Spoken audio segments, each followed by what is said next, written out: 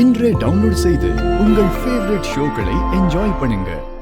கணவரோட மருத்துவ செலவு, இறுதி சடங்கு எல்லாம் பார்த்துக்குது. ஆமாம் கொடுத்தாங்க. அதில் கொஞ்சம் அதெல்லாம் இது பண்ணிவிட்டு திருப்பி எனக்கு சாப்பாட்டுக்கே வெய் கிடையாது.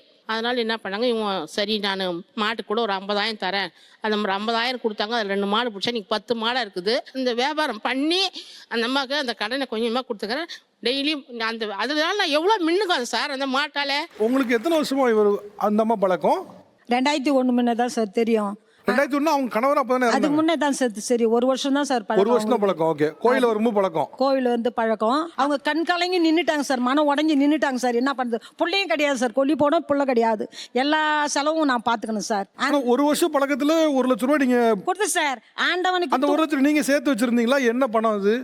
என் கையில் ஒரு 50,000 இருந்துச்சு சார். மிச்சம் இன்னும் உங்களை மாதிரி ஆள்களை கேட்டேன் சார். உடனே 11 மணி ராத்திரிக்கு எடுத்து கொடுத்தாங்க சார். அதுக்கப்புறம் இப்படியே இருக்காதே, நீ சோர்ந்து போவாதே அப்படின்னு சொல்லிட்டு மறுபடியும் ஒரு 50,000 கொடுத்து மாடு பூச்சி கொடுத்தேன் சார். நீண்ட நாள் பழகி இருந்தா தான் கொடுக்க முடியும், இல்ல அப்பதான் ஒரு நம்பிக்கை கிடைக்கும், நம்பிக்கை பிறக்கும். பெரிய தொகையை வந்து நம்பிக்கையை கொடுக்க முடியும்னு நினைக்கிற இடத்துல எவ்வளவு பெரிய தொகையா இருந்தாலும் கொடுக்கறதுக்கு மனது இருந்தால் போதுமானது. இதுதானே சார் ஆபத்து காலத்துல உதவி செய்யறது.